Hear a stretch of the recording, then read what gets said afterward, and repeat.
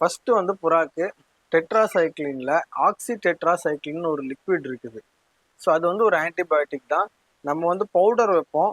Powder வந்து கொஞ்சம் power கம்மி, இது வந்து பவர் கூடுதல். ஸோ இதை வந்து நம்ம நைட்டு வேலையில் ஒரு 5 சொட்டு வந்து புறாங்களுக்கு கொடுப்போம். கூடவே பார்த்தீங்கன்னா நெரோபியன் ஃபோர்ட் நிறைய பேருக்கு தெரிஞ்சிருக்கும். அந்த மாத்திரையை வந்து 200 mgல வாங்கிக்கணும்.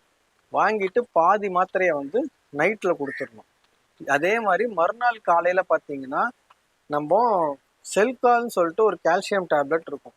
ஸோ அந்த கால்சியம் டேப்லெட் வந்து பார்த்தீங்கன்னா 250 mgல ஒரு பாதி மாத்திரை காலையில்.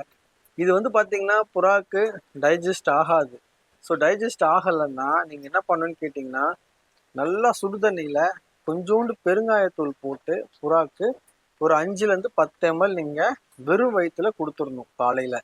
அதுக்கப்புறம் ஒரு 10 கல்லையை வந்து நம்ம ஊற வச்சிருக்கணும். அதை வந்து காலையில்